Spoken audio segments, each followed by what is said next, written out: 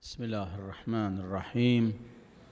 الحمد لله رب العالمين، والصلاة والسلام على الحبيب المصطفى أبي القاسم محمد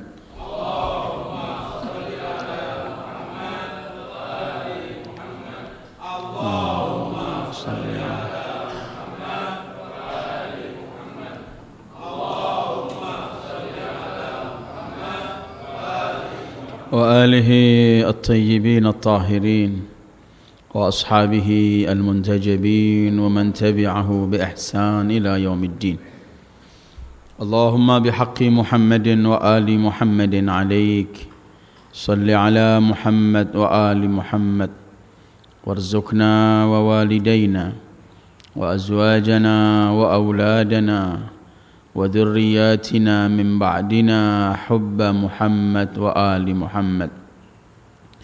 اللهم أحينا على ذلك وأمتنا على ذلك، واحشرنا في زمرة من أحب محمدا وآل محمد مع محمد وآله يا كريم.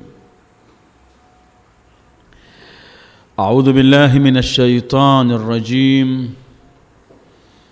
الذين يتبعون الرسول النبي الأمي الذي يجدونه مكتوبا عندهم في التوراة والإنجيل يأمرهم بالمعروف وينهاهم عن المنكر ويحل لهم الطيبات ويحرم عليهم الخبائث ويضع عنهم إصرهم والأغلال التي كانت عليهم، فالذين آمنوا به وعزروه ونصروه واتبعوا النور الذي أنزل معه أولئك هم المفلحون.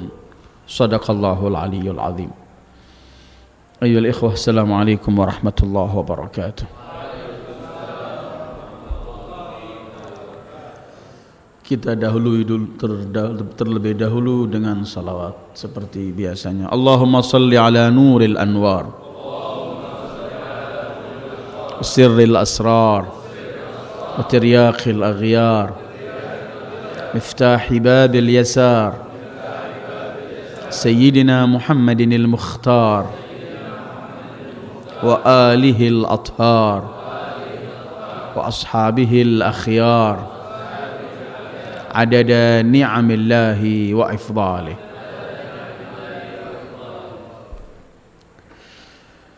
Hari ini kita berada pada tanggal 2 Rabiul Awal. Sebagaimana biasanya majlis tafsir Al-Quran kita, setiap masuk bulan Rabiul Awal kita berhenti sejenak dengan tafsir yang rutin yang saat ini sampai pada surat Al-Baqarah, dan kita sebulan penuh insyaAllah akan pindah kepada ayat-ayat yang berkaitan dengan Sayyidil Wujudi Muhammad sallallahu alaihi wa alihi wasallam. Karena bulan Rabiul Awal adalah bulan untuk mengenang beliau lebih dekat. Bukan berarti beliau hanya dikenang dan diingat di bulan Rabiul Awal, tetapi karena di bulan ini beliau dilahirkan, maka kita akan sambut hari kelahiran beliau dengan mendekatkan diri kepada beliau, mengenal beliau dari ayat-ayat Al-Quran yang Allah turunkan kepada beliau. Dan dalam Al-Quran itu banyak ayat-ayat yang mengenalkan kepada kita siapakah beliau Sayyidil Wujudi Muhammad, apa sifat-sifat beliau, apa tugas-tugas beliau, apa saja yang beliau berikan kepada umat ini, dan apa yang beliau minta dari umat ini. Hal-hal ini perlu kita kaji. Selain bulan ini, kita juga akan jadikan bulan salawat kepada beliau sallallahu alaihi wasallam. Kita akan perbanyak di bulan ini bersalawat kepada beliau. Karena menghadiri atau mengadakan acara-acara Maulidur Rasul yang biasa kita adakan, itu tidak cukup hanya duduk kemudian berpisah, tapi kita ingin Duduk kita dalam acara-acara itu bisa membawa kita lebih dekat, lebih mengenal, kemudian lebih mencintai beliau sallallahu alaihi wasallam. Karena kita sebagai umat yang paling mulia karena memiliki nabi yang paling mulia. Pernah saya sampaikan dalam beberapa waktu yang lalu bahwa Rasul menganjurkan ada 4 masalah yang setiap hari harus kita kenang dan kita syukuri. Kalau tidak kita syukuri, Rasul mengkhawatirkan nikmat-nikmat yang lain dicabut oleh Allah. Antara lain, setiap hari kita mensyukuri dan mengenang dan mengingat untuk kita berkata, Alhamdulillah alladzi ja'alani min ummati Muhammad. Segala puji bagi Allah yang menjadikan aku sebagai umat Muhammad. Kita tidak pernah mohon kepada Allah, tapi begitu Allah anugerahkan kita dijadikan menjadi umat Sayyidil Wujudi Muhammad. Karena itu di bulan ini tetap kita akan bersama Rasul, bersama Sayyidil Wujud dalam Al-Quran. Malam ini yang saya pilih ayat 157 dalam surat Al-A'raf. Ayat ini pernah kita baca sebagai dalil bahwa Rasul itu telah dikenal oleh umat-umat terdahulu. Tapi malam ini kita akan berhenti, ada beberapa hal yang disebut mengenai Rasulullah dalam ayat ini yang nampaknya perlu kita perhatikan. Dan kemudian kita nawaitu sambil mohon kepada Allah untuk mampu menjadi pengikut Rasul yang setia, sehingga mampu melaksanakan apa yang beliau perintahkan dan meninggalkan hal-hal yang beliau larang. Ayat-ayat sebelumnya Allah menceritakan mengenai Nabi Allah Musa, tapi kemudian diselipkan cerita mengenai sifat Rasulullah dalam 2 ayat, kemudian kembali mengenai Nabi Musa kembali. Biasanya Al-Quran kalau membawa sesuatu di tengah-tengah membicarakan masalah, kemudian kembali ke masalah lain, itu menunjukkan pentingnya masalah yang disebutkan ini, sehingga diletakkan di tengah-tengah itu. Alladzina yattabi'una ar-rasulan nabiyyal ummi. Mereka orang-orang yang mengikuti Rasul, Nabi yang ummi. Di sini Al-Quran enggak menggunakan kalimat alladzina yu'minuna birrasulin nabiyil ummi, tapi yattabi'una ar-rasulan nabiyal ummi. Kalimat yattabi' menunjukkan ittiba, mengikuti. Karena konsekuensi iman kepada Rasul adalah mengikuti apa yang diperintahkan oleh Rasulullah sallallahu alaihi wasallam. Tidak cukup orang hanya teriak dengan lisannya beriman pada Rasul, tapi harus ada ittiba, mengikuti Rasulullah sebagai bukti kalau ia benar-benar beriman kepada Rasul sallallahu alaihi wasallam. Ini kemudian Allah menggunakan kalimatnya alladzina yattabi'una, yang mengikuti, dengan fi'il mudhari' semacam ini sebagai bukti bahwa ittiba'ir Rasul bukan sekali-kali kita mengikut, bukan kadang-kadang kita mengikuti, tapi yang dituntut oleh Islam, dituntut oleh syariah, dituntut oleh Allah, bahkan harusnya Rasul ini diikuti. Karena tidak Allah mengutus Rasul kecuali hanya ingin supaya diikuti Rasul itu. Ma arsalna min rasulin illa liyuta' biiznillah. Kami enggak mengutus seorang Rasul kecuali Rasul itu supaya ditaati, dan taat itu artinya ittiba, mengikuti Sayyidil Wujud sallallahu alaihi wasallam. Alladzina yattabi'una ar-rasul an-nabi, ada Rasul, ada Nabi. Tapi saya tidak akan ikut hanyut dalam perselisihan siapa Nabi, siapa Rasul. Mereka menyebutkan antara lain bahwa Nabi itu yang memperoleh wahyu dari Allah, tapi tidak mempunyai kewajiban untuk dakwah menyampaikan kepada yang lain. Cukup nabba'ahullah, Allah memberitahu kepadanya. Tapi kalau Rasul itu yang mendapatkan wahyu dari Allah dan mempunyai kewajiban untuk menyampaikan apa yang beliau terima kepada umat manusia. Karena itu kemudian mereka berkata bahwa kedudukan Ar-Rasul lebih tinggi dari kedudukan An-Nabi. Bukan setiap Nabi Rasul, tapi setiap Rasul pasti Nabi. Alladzina yattabi'una Ar-Rasul. Dan kalimat Rasul setelah kalimat ittiba, yattabi'una Ar-Rasul. Ar-Rasul itu ialah yang diutus.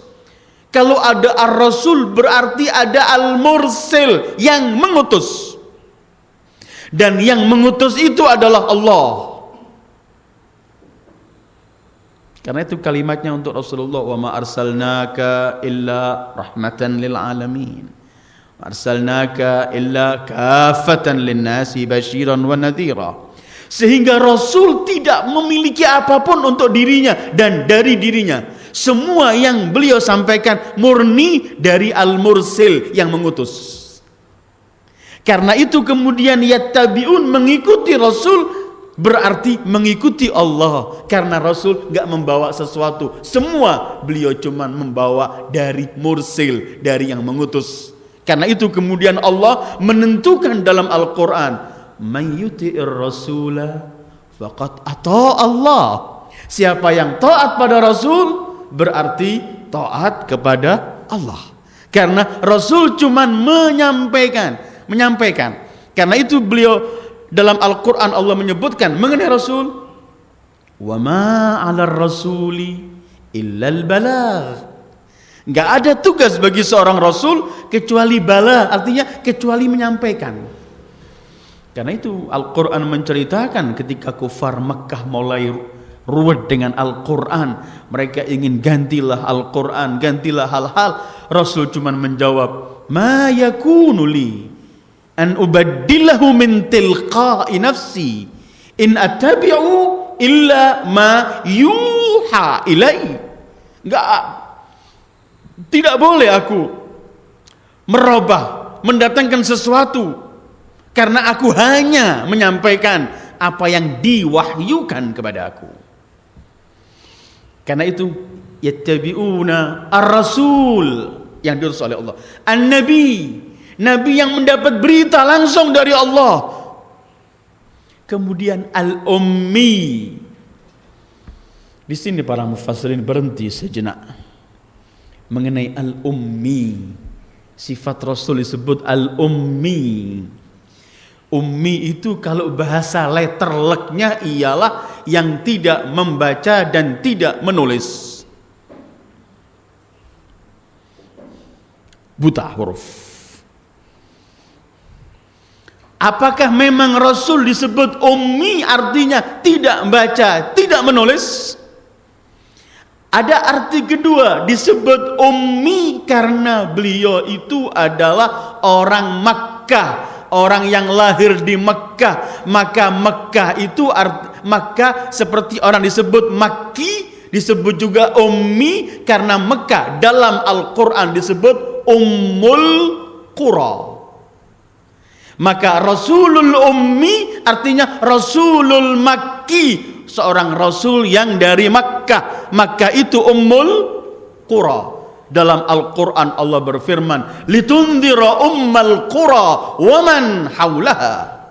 Kamu diwajibkan memberikan indhar, ancaman kepada siapa? Ummul Qura, penghuni Makkah, wa man haulaha, sekeliling Makkah.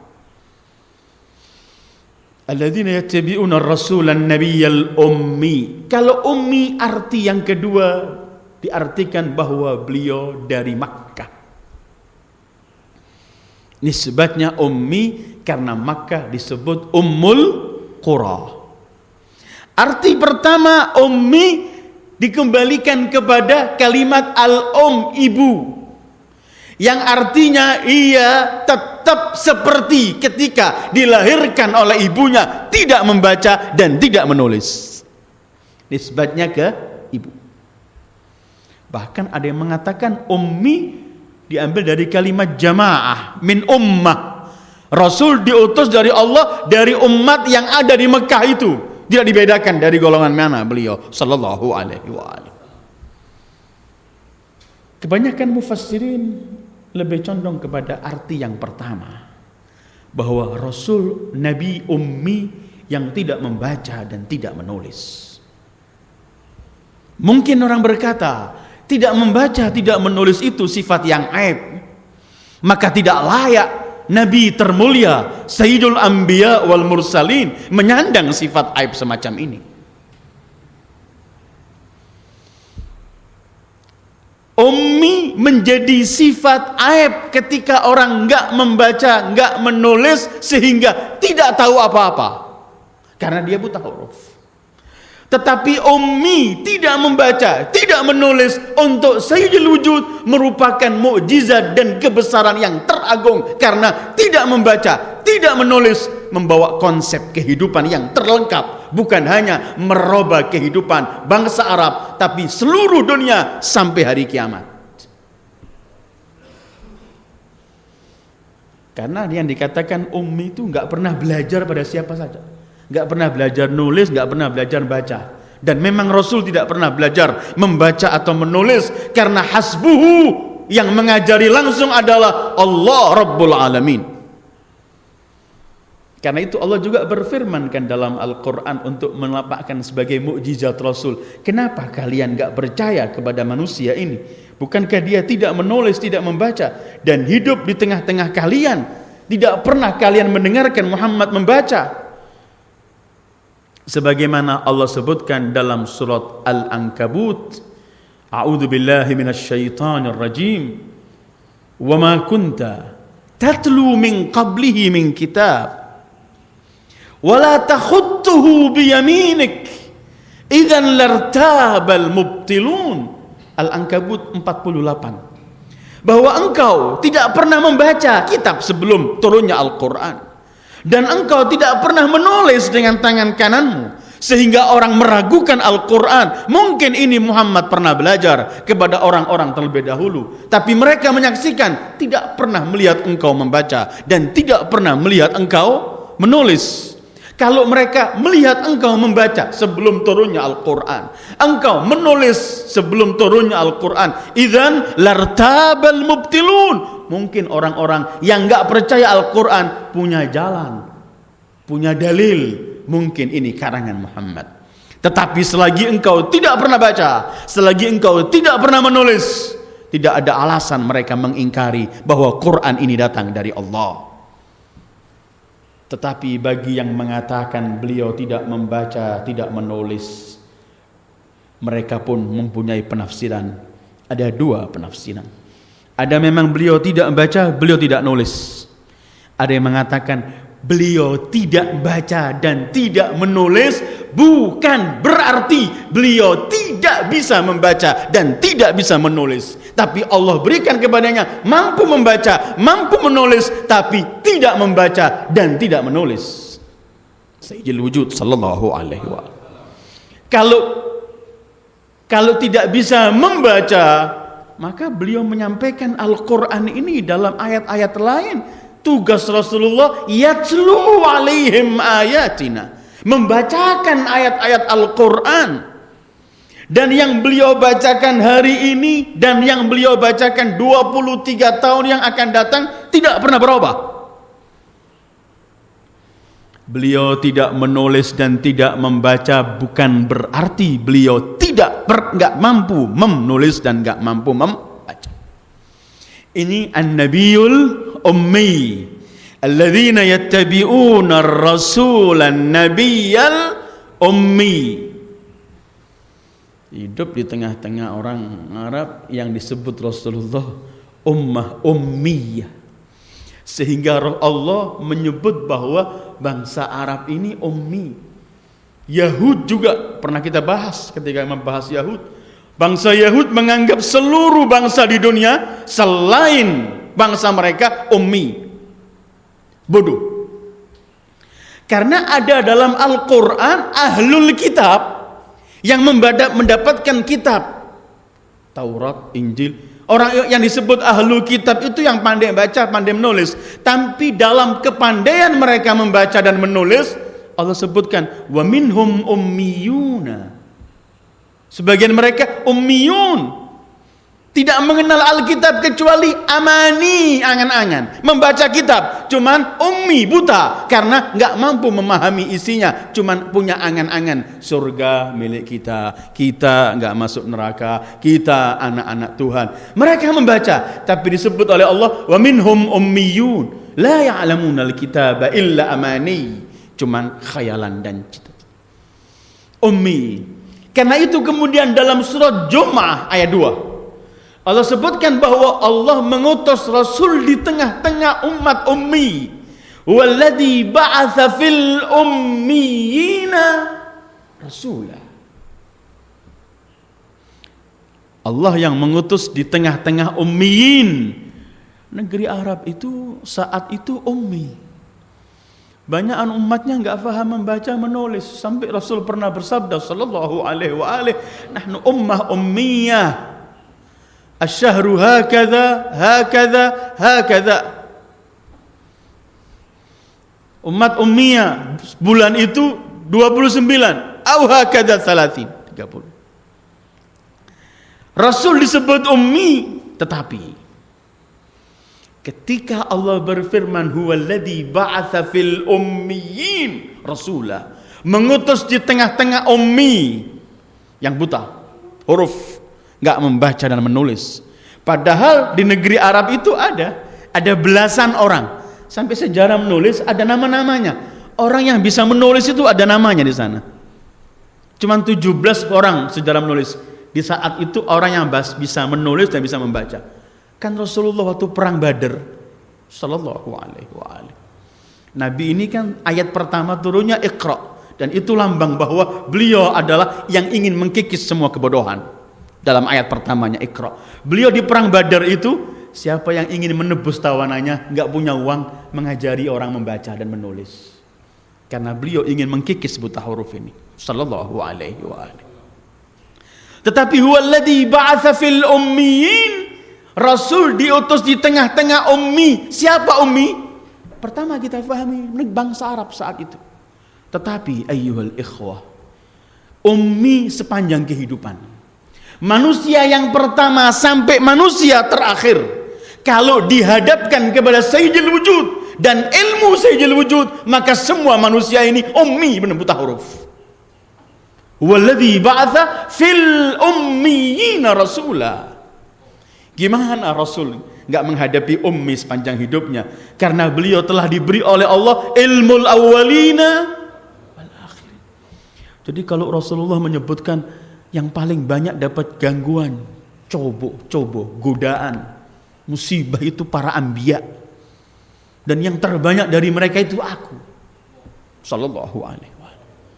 Padahal kita melihat ada nabi yang digeraji, ada nabi yang dipenggal kepalanya, Rasul tidak. Tapi beliau mengatakan godaan yang paling besar cobaan adalah padaku. Ini cobaan yang memikul seluruh ilmu, tapi tidak mampu disampaikan pada semua, kecuali ada pada pintu ilmunya yang mampu disampaikan semua ilmunya. Bisakah Anda membayangkan, dan mustahil untuk bisa buat contoh, kalau ada doktor, profesor yang menekuni bermacam-macam keilmuan, harus mengajar playgroup atau di TK, stres. Walillah, kita nggak bawa contoh untuk Sayyidil Wujud Muhammad, tetapi seluruh akal manusia kalau dihadapkan kepada Sayyidil Wujud, semua ini ummi, dan yang tahu cuman Sayyidil Wujud sallallahu alaihi wa alihi. Alladzina yattabi'una ar-rasula an-nabiyyal ummi. Nabi, Rasul, Nabi, ummi. Terus siapa beliau? Allah teruskan dalam ayatnya, alladzi yajidunahu maktuban 'indahum fit Taurati wal Injil. Yang mereka, orang-orang ahlu kitab, telah menemukan bahwa Nabi ini telah tertulis, termaktub, telah tertulis namanya, sifat-sifat detailnya kepada di mana? Indahum fit Taurati wal Injil. Saya tidak akan lama di sini karena sebelumnya sudah pernah sampaikan Rasul dalam kitab-kitab terdahulu. Tetapi memang Rasul yajidunahu maktub, tertulis. Isa berkata, wa mubasysyiran bi rasulin ya'ti min ba'di ismuhu Ahmad. Sebelumnya para nabi, mereka semua mengenal Rasul, khususnya yang membaca Taurat dan Injil, sehingga Allah mensifati keberadaan Rasul di Taurat dan Injil. Allah menyebutkan ya'rifunahu kama ya'rifuna abna'ahum. Mereka mengenali Rasulullah seperti mereka mengenali anak mereka sendiri, anak-anak mereka. Yajidunahu maktuban indahum fit Taurati wal Injil. Nabi seorang rasul yang ummi, yang termaktub dan tertulis nama dan semua sifat-sifatnya di Taurat dan Injil. Apa yang tertulis di sana dan apa yang dibawa oleh Rasul ini dan apa sifat-sifat Rasul yang ada di sana? Ada 5 hal di sini. Pertama, Nabi itu ya'muru bil ma'ruf. Kedua, Nabi itu yanha 'anil munkar. Ketiga, Nabi itu yuhillu lahumut thayyibat. Keempat, Nabi itu yuharrimu alaihimul khaba'ith. Dan kelima, Nabi itu yadha'u anhum israhum wal aghlal allati kanat alaihim. Nabi ini sifatnya ya'muru bil ma'ruf. Perkara yang baik selalu beliau perintahkan. Kedua, yanha hum anil munkar, melarang, mencegah umatnya untuk melakukan yang mungkar. Ma'ruf itu perbuatan baik yang semua jiwa yang bersih mencintai sesuatu itu. Dan mungkar itu ialah perbuatan yang setiap jiwa orang yang masih waras akan mengingkari perbuatan, enggak senang, itu namanya mungkar. Ya'muru bil ma'ruf wa yanha 'anil munkar. Ternyata ini sifat pertama dan kedua Nabi Agung ini dalam Taurat dan Injil. Dan ternyata dua sifat ini menjadi label untuk umat Muhammad ketika mereka memperoleh status sebagai umat yang terbaik. Ketika Allah berfirman, kuntum khaira ummatin ukhrijat linnas ta'muruna bil ma'ruf wa tanhauna 'anil munkar. Dan ketika dua hal ini tidak ada, hilang juga arti khairiyah atau keutamaan umat Muhammad sallallahu alaihi wasallam. Bahkan dalam ayat itu Allah dahulukan amal ma'ruf nahi munkar baru iman. Padahal kan urutannya iman baru memiliki perilaku amal ma'ruf nahi munkar. Tapi ayat itu kuntum khaira ummatin ukhrijat linnas ta'muruna bil ma'ruf wa tanhauna 'anil munkar wa tu'minuna billah. Karena agungnya masalah amal ma'ruf nahi munkar. Sifat Nabi dalam Taurat dan Injil adalah ya'muru bil ma'ruf. Yang baik selalu beliau perintahkan. Dan beliau tidak ingin umat ini melakukan perbuatan yang jelek. Karena itu yang jelek selalu beliau larang. Sampai beliau pernah bersabda, tidak ada hal yang kebaikan yang membawa kalian untuk memperoleh kebaikan kecuali telah kusampaikan kepada kalian. Dan tidak ada hal yang jelek yang akan membawa kepada kejelekan dan kehancuran kecuali sudah saya terangkan kepada kalian. Semua selesai. Tugas Nabi ini pertama, ya'muru bil ma'ruf wa yanha 'anil munkar. Ya'muruhum, terus tidak ada hentinya. Karena ketika amal ma'ruf nahi munkar tidak ada, yang terjadi adalah kehancuran umat ini. Bahkan Allah mengancam menurut lisan Rasul, kalau kalian tidak melaksanakan amal ma'ruf nahi munkar, akibatnya orang-orang yang baik di tengah kalian berdoa enggak diterima oleh Allah doanya. Habis. Sifatnya maktuban fit Taurat wal Injil. Sifat pertamanya ya'muru bil ma'ruf, yang baik. Wa yanhahum 'anil munkar. Ini sebenarnya yang dibawa Rasulullah sesuai dengan nurani manusia, sesuai dengan akal waras manusia, bahwa orang yang sewaras, orang yang sadar, orang yang menghargai dirinya, orang yang menggunakan akalnya pasti akan senang dengan kebaikan dan benci dengan kejelekan. Datang Rasul untuk merintahkan, lakukan yang baik dan tinggalkan yang jelek. Karena itu ada kadang-kadang siksaan Allah itu bentuknya kita menjadi orang yang terbalik. Hati kita terbalik. Senang kepada yang mungkar, benci kepada yang ma'ruf, wa na'udzubillah. Bagaimana kalau nanti akan datang satu zaman, kata Rasulullah, di mana orang tidak lagi melaksanakan, memerintahkan yang baik dan tidak lagi melarang yang jelek. Kata sahabat, apakah akan terjadi itu ya Rasulullah? Akan terjadi, bahkan lebih dari itu. Bagaimana kalau akan datang satu zaman mereka memerintahkan yang mungkar dan melarang yang baik? Para sahabat teriak, akan terjadi itu ya Rasulullah. Iya, bahkan lebih dari itu. Apa ya Rasulullah? Akan datang satu zaman orang melihat mungkar itu ma'ruf dan melihat ma'ruf itu mungkar, wa na'udzubillah. Ya'muruhum bil ma'ruf wa yanhahum 'anil munkar. Terus sifat ketiga dan keempatnya, yuhillu lahumut thayyibat. Thayyib yang baik dihalalkan.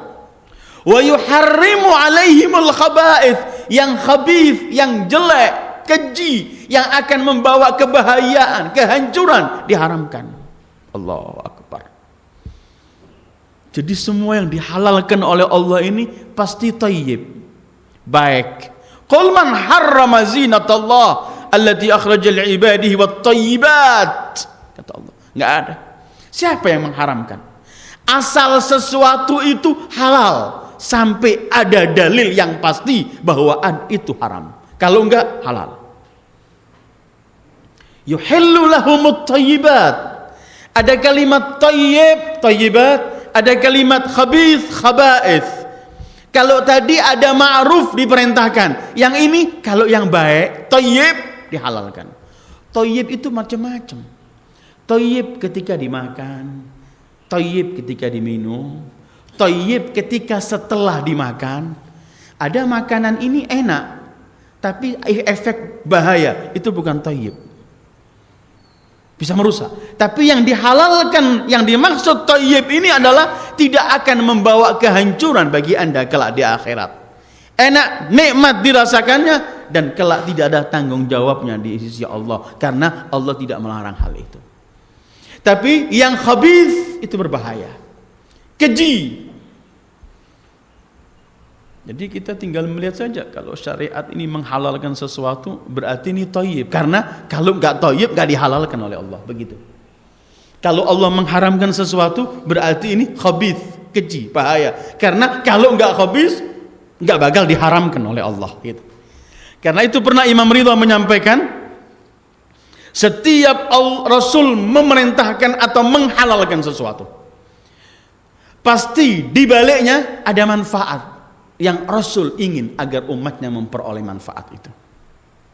Setiap melarang dan mengharamkan sesuatu, pasti di balik sesuatu itu ada madharah, bahaya, yang Rasul ingin supaya umatnya selamat dari bahaya itu.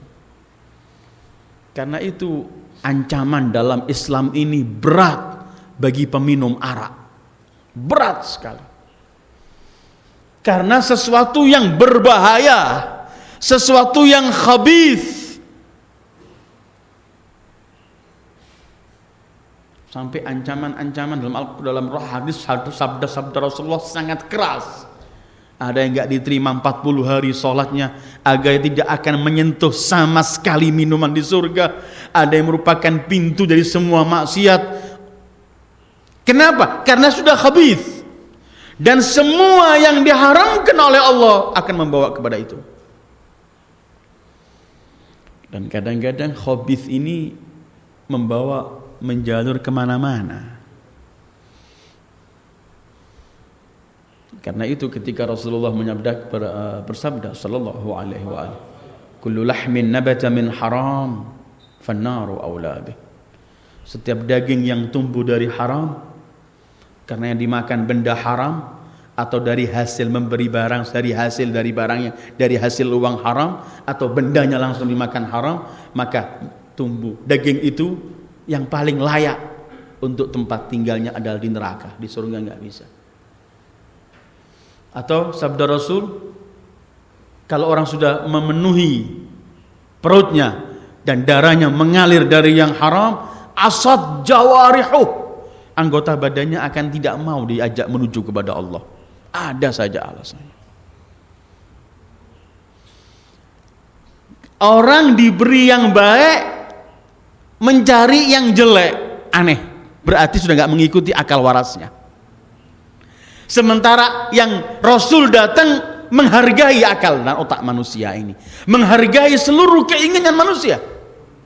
Allah tahu manusia ini punya keinginan, punya segala macam, ada syahwat, ada keinginan-keinginan, Allah salurkan, diberi jalan-jalan yang halal oleh Allah, sampai mencari yang haram, karena itu disanksi oleh Allah, karena yang halal mencukupi. Kalau yang halal sama Allah diharamkan sekali, mungkin orang melanggar, ada alasan, saya nggak mampu, engkau ciptakan aku dengan bermacam-macam keinginan, sementara kamu tidak. Allah menciptakan manusia, Allah tahu bahwa manusia menginginkan makanan, banyak makanan dihalalkan. Manusia menginginkan hubungan lelaki dengan wanita dan sebaliknya, Allah salurkan, diberikan hal yang wajib, bagaimana cara perkawinan dan semuanya. Semua ini sudah ada, karena itu beliau datang untuk yang thayyib dan baik dihalalkan, dan yang khabith, keji, jelek diharamkan. Anehnya yang thayyib ini lebih banyak, tapi orang masih mencari yang jelek. Yang halal itu kan lebih banyak. Silahkan duduk, hitung-hitung sendiri yang dihalalkan oleh Allah dengan yang diharamkan dari kenikmatan dunia ini, silahkan. Aneh kalau yang halal begini banyak, thayyib, baik, mencari yang berbahaya. Berapa bulan yang lalu kan tiap hari kita disodorkan di TV kita, orang mati 7, 8 ngoplos arak dengan hal-hal yang ngawur-ngawur itu.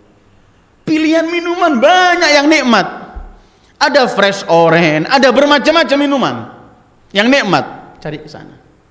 Semenjak ayah kita Adam dalam tempat trainingnya di surga itu, ketika Allah hanya menyebutkan pada kita seluruh isi nikmat surga kamu makan, silahkan, kecuali satu buah saja jangan.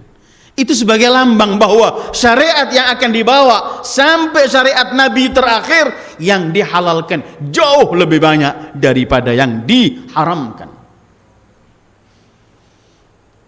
Yuhillu lahumut thayyibat, yang thayyib, yang baik.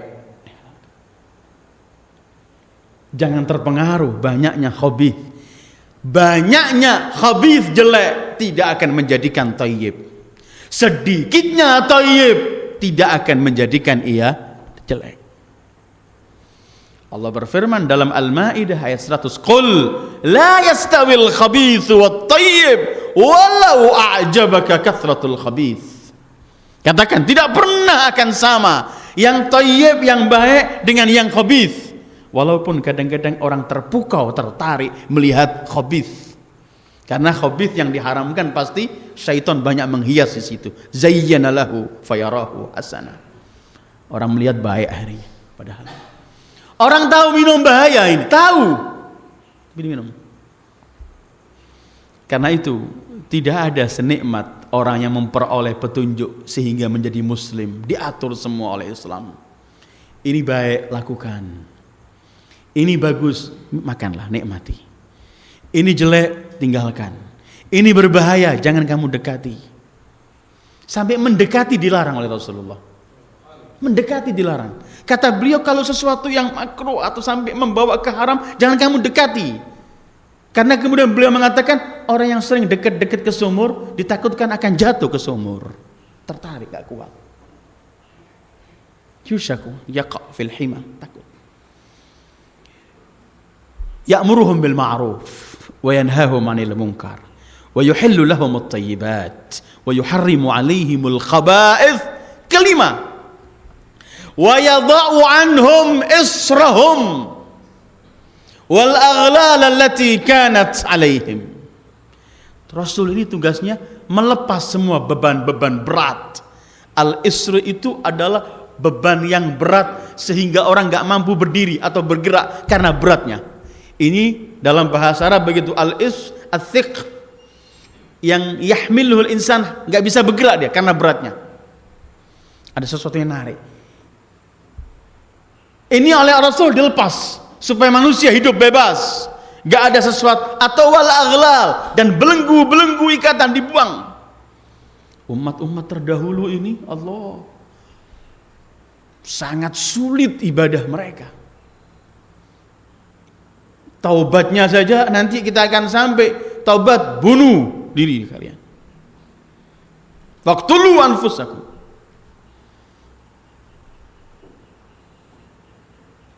Dalam beberapa riwayat disebutkan kalau ada baju yang kena najis, gunting, nggak bisa dipakai, cuci nggak ada.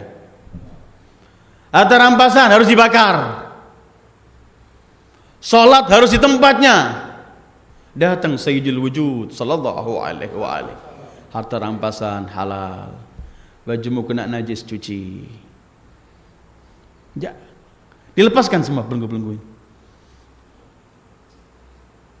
Salat berdiri, nggak bisa duduk, nggak bisa berbaring, nggak bisa dengan matamu, bergeraknya mata. Dah dilepas semua belenggu-belenggu yang menyulitkan. Datang Sayyidul Wujud, yadau anhum misrahum. Manusia dilepaskan dari beban-beban yang berat. Atau beban-beban penghinaan diri. Orang menjadi hina zaman-zaman dulu. Jadi budak orang, menjadi ini. Datang Rasul melepas semua ini. Atau belenggu-belenggu, belenggu kesyirikan, belenggu kebodohan. Datang dalam kebodohan umat, belenggu penyiksaan terhadap wanita, dibuat semua Rasulullah ini. Semua diselamatkan. Bahkan bukan cukup itu.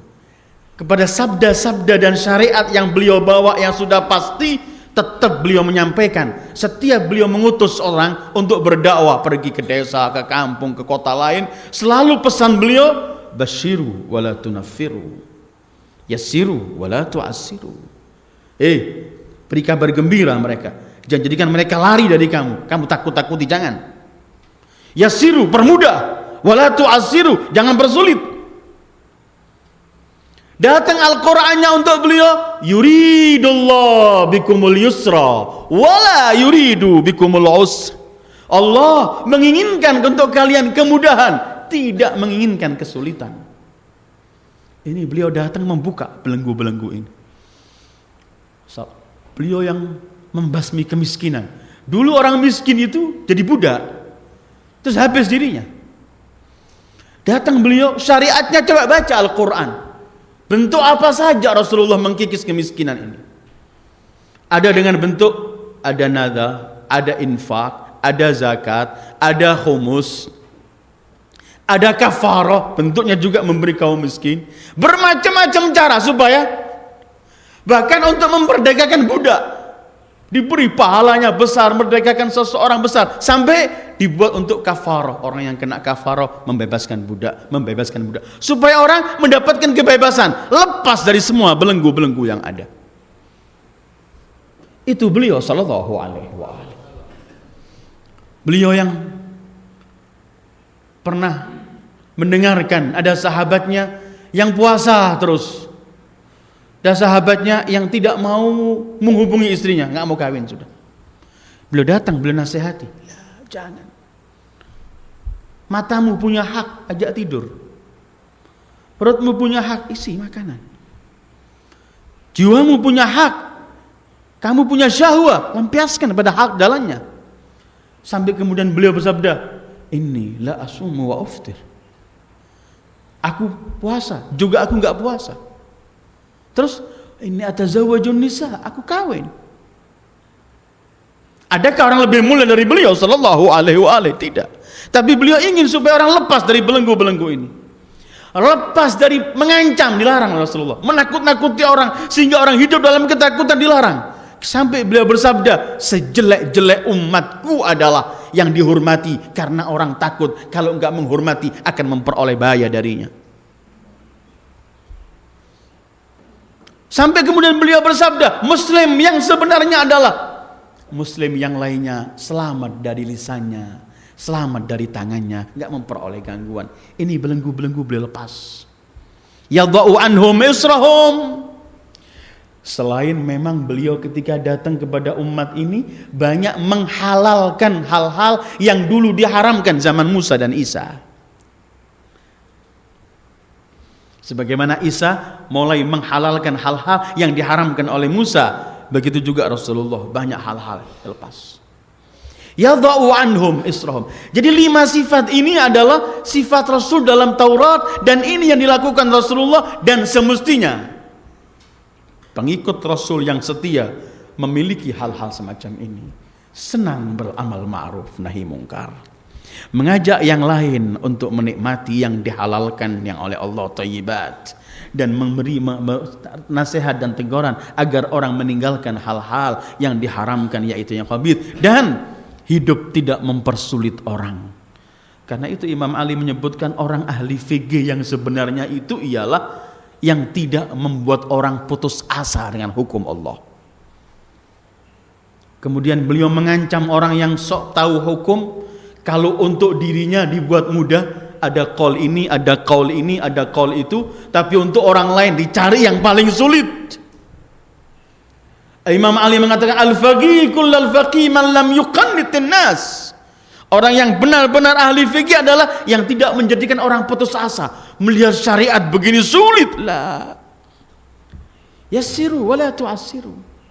Basyiru wala tunaffiru. Tidak ada orang yang melawan, artinya memaksakan dirinya sampai melakukan hal-hal berlebihan kecuali dia kalah.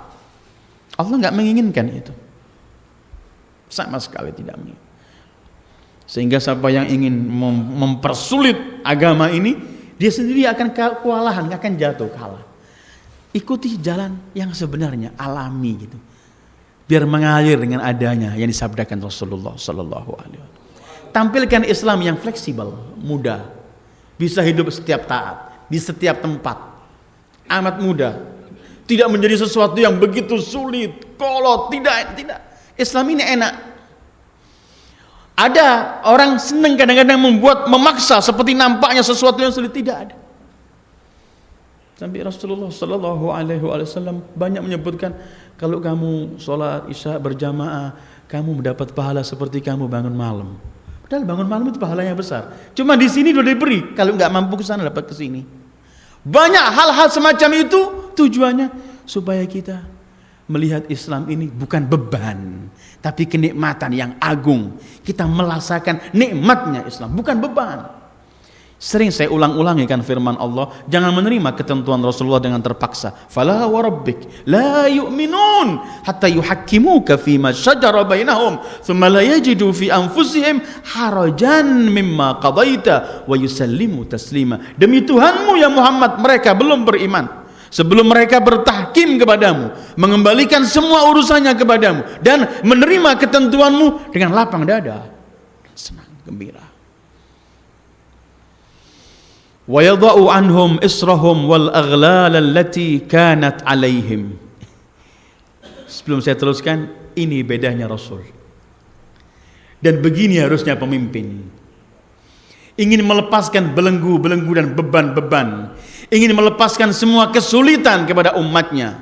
Kalau ada pemimpin ingin memberi kesulitan kepada umatnya, ingin memberi kesukaran, ketidaknyamanan kepada umatnya, itu bukan tipe pemimpin yang mengikuti Rasulullah Sallallahu Alaihi Wasallam. Tapi beliau datang ingin membuang semua kesulitan-kesulitan ini. Enggak mau ada orang sulit depan beliau, enggak. Beliau itu Sallallahu Alaihi Wasallam kadang-kadang sampai beliau melakukan sesuatu depan sahabatnya Sallallahu Alaihi Wasallam dengan hal-hal yang simpel supaya cair begitu. Tidak ada orang sehingga takut sama Rasulullah, tidak ada.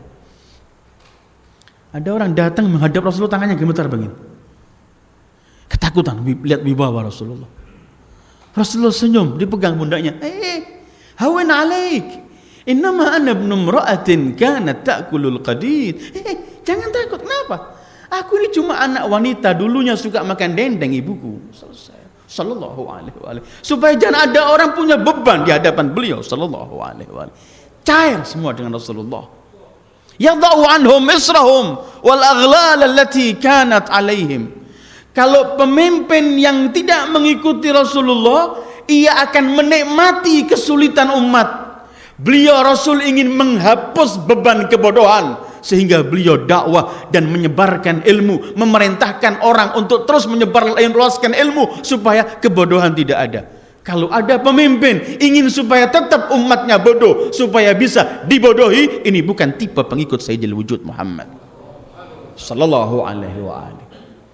Yadha'u anhum israhum wal aghlal allati kanat alaihim. Kemudian Allah mensifati para pengikutnya, falladzina amanu bihi, orang-orang yang beriman kepada beliau, wa azzaruh, membela beliau, wa nasaruh, membela beliau, menolong beliau. Kalimat ta'zir itu asal artinya al-man'u, mencegah. Kalau diartikan membela dengan penuh menghormati. Ada ta'zim ma'at tauqir, penghormatan. Asal kalimat at-ta'zir adalah al-man'u. Karena itu ada perbedaan antara orang melakukan hukum dengan ta'zir. Ta'zir itu ialah hukuman yang sedikit untuk supaya mencegah dia enggak melakukan perbuatan itu lagi. Tapi di sini wa'azzaru, membela Rasul dengan penuh penghormatan. Ma'at tauqir, wa nasaru, memimpin, membela Rasulullah dengan semuanya. Terus wattaba'un nur alladhi unzila ma'ah, dan mereka mengikuti cahaya yang turun bersama beliau. Para mufassir menyebutkan cahaya ini adalah Al-Quran. Beriman pada Rasul, membela perjuangan Rasulullah, menghormati Rasulullah sallallahu alaihi wa alihi, dan mengikuti Al-Quran yang diturunkan pada Rasulullah. Allah sebutkan an-nur, Quran itu cahaya. Cahaya untuk hati seperti lampu ini, cahaya menerangi mata. Al-Quran nur yustadha'u bih. Quran adalah cahaya. Wa anzalna ilaikum nuran mubina, begitu disebutkan. Kami turunkan kepada kalian nuran, cahaya mubin. Karena itu ketika umat mulai tidak mengikuti Al-Quran, umat menjadi hidup dalam kegelapan. Al-Quran rahmah. Ketika umat mulai meninggalkan Al-Quran, umat menjadi hidup dalam suasana tanpa rahmat, artinya bencana. Ketika umat meninggalkan Al-Quran, Al-Quran adalah cahaya, Al-Quran adalah rahmat, Al-Quran adalah obat. Dalam ayat-ayat Al-Quran, syifa, obat. Ketika orang meninggalkan Al-Quran, orang hidup dalam penyakit. Penyakit bermacam-macam penyakit, baik penyakit mental, fisik, dan semua penyakit, kejiwaan dan semuanya. Al-Quran adalah cahaya, Al-Quran adalah obat, Al-Quran adalah rahmat, Al-Quran adalah ilmu, dan segala ilmu di sini. Ketika orang berseberangan dengan Al-Quran, hidup dalam kebodohan. Karena itu sifat pengikut Rasulullah setelah amanu, azharu, nasaru, wattaba'un nur alladhi. Kalimat pertamanya alladzina yattabi'una rasul. Di sini wattaba'un nur, mengikuti Al-Quran. Karena tidak mengikuti Rasul kalau enggak mengikuti Al-Quran. Dan Al-Quran pun ada gandengannya, harus juga diikuti penggandeng Al-Quran, Ahlu Baitil Mustafa sallallahu alaihi wa alihi. Enggak bisa-bisa. Wattaba'un nur alladhi unzila ma'ah. Di sini enggak unzila ilaih, unzila ma'ah. Seakan-akan sudah bukan hanya diturunkan kepada beliau, tapi Al-Quran ini sudah turun bersama beliau. Karena tidak ada Al-Quran ketika tidak ada Sayyidul Wujud Muhammad sallallahu alaihi wa alihi. Bahkan kadang-kadang Jibril datang membawa Al-Quran, Rasul sudah sangat rindu untuk disampaikan semuanya. Kadang-kadang beliau kesusu, mulai menggerakkan lidah beliau, mulut beliau sallallahu alaihi wa alihi, sehingga dalam Al-Quran pun Allah menyebutkan la tuharrik bihi lisanaka lita'jala bih. Inna alaina jam'ahu wa qur'ana fa idza qara'nahu fattabi' qur'ana. Karena kandungan itu sebelum Jibril turun sudah ada di dada Rasulullah sallallahu alaihi wa alihi. Wattaba'un nur alladhi unzila ma'ah. Sudah bersama Rasulullah, menyatu. Karena itu ketika Aisyah istri beliau ditanya khuluqur Rasul, apa akhlak Rasulullah? Karena khuluquhul Quran. Akhlaknya Quran. Jadi Quran yang berjalan itu adalah Sayyidul Wujud Muhammad. Di mana Rasul, di situ Quran. Syekh Abdul Hamid Mahmud, Syekh Rektor Azhar yang sebelum ini tahun 70-an, beliau menyebutkan laqad taqarrana Muhammad sallallahu alaihi. Mengqurankan dirinya Muhammad. Karena semua yang beliau adalah Al-Quran. Quran natiq, Quran yamshi, itu Sayyidul Wujud Muhammad. Quran berjalan. Wattaba'un nur alladhi unzila ma'ah. Iman, membela, menghormati Rasulullah dan membela. Karena tidak ada artinya pembelaan Rasul tanpa menghormati Rasulullah. Baru Allah sifati mereka, para pengikut-pengikutnya itu, ulaika humul muflihun. Merekalah orang-orang yang beruntung, orang-orang yang sukses, orang-orang yang bahagia. Siapa orang yang bahagia itu? Orang yang membela Rasulullah, yang menghormati Rasulullah, yang mengikuti Rasulullah, yang mengikuti ketentuan dan yang dibawa Rasulullah, yang mengikuti Al-Quran yang datang bersama Rasulullah sallallahu alaihi wa alihi. Ulaika humul. Karena itu pernah kita kaji dalam salah satu surat An-Nur kalau saya nggak lupa, bahwa tipe orang yang menjadi muflih, sukses itu ialah orang yang di hadapan Rasul tidak punya kecuali sami'na wa ata'na. Innama kana qaulal mu'minin idza du'u ila Allah wa rasulih liyahkuma bainahum an yaqulu sami'na wa ata'na wa ulaika humul muflihun. Sebenarnya enggak ada pilihan bagi seorang mukmin ketika diajak Allah dan Rasulnya untuk melaksanakan hukumnya kecuali cuman sami'na, kami mendengar, wa ata'na, kami mentaati. Dan setelah ini baru Allah sifati wa ulaika humul muflihun, merekalah orang-orang yang sukses.